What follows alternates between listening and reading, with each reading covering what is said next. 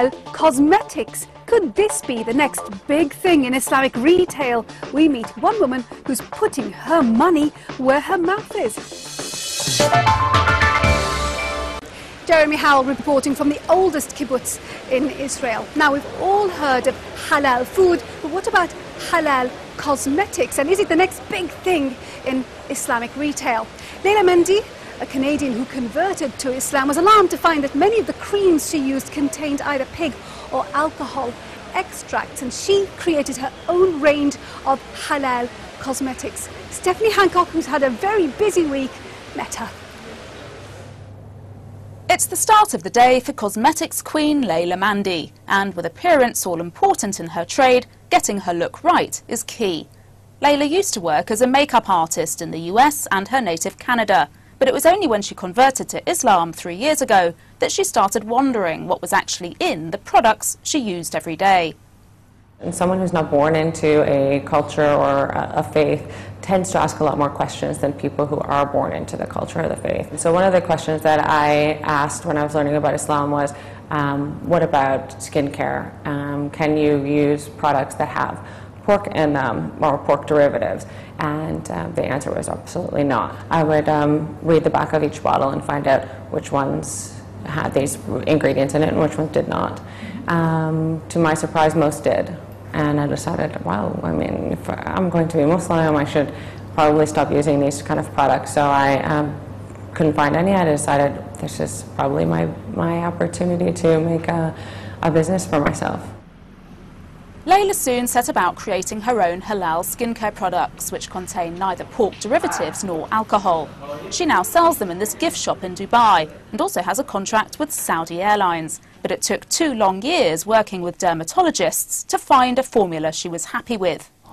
Well, all other products on the market are developed for a Western climate and Western skin. The first thing that I noticed when living here was that when I applied skincare in the morning and I would walk out my door, it would just start to melt sweat off of me. So I wanted to develop a product that was not only halal, but was also conducive to the climate that I was living in. This is a moisturizer which won't slip off, slide off, make you feel sweaty. It'll stay put and allow you to apply makeup on afterwards. And then this is a toner which prepares your skin for the eye cream and moisturizer. So all were specially formulated for the extreme heat of the GCC. Later tonight, Layla will host an iftar event to plug her new products. But first, it's time for her to break fast. She takes her duties as a Muslim very seriously, and her religious values have also helped drive her business. What attracts me to Islam the most is its very clear boundaries and instructions as to a way of life. I think the question I initially had about whether or not it's permitted to have a pork byproduct on your body and be Muslim was a religious question.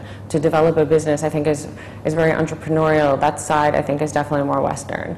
To strive, to do something, to change, to provide choice. I think that those values I took from back home.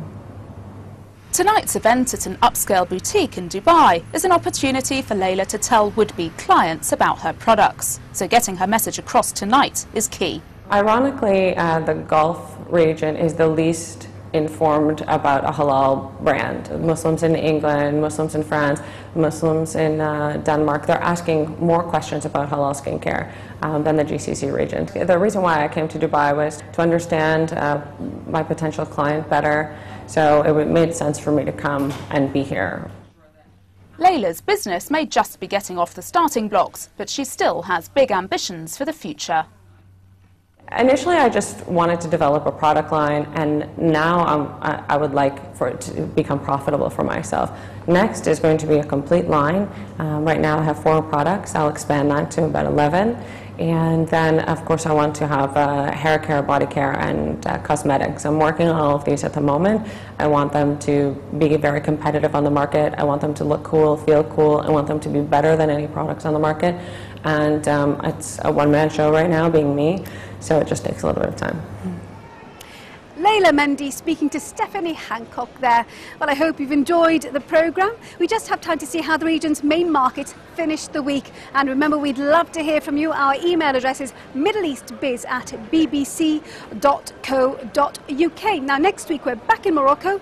We're going to find out how the country's all-important textile industry is coping as European consumers rein in spending. So until then, from me, Nima Abu Warje, and the rest of the team, thank you for watching. Bye-bye.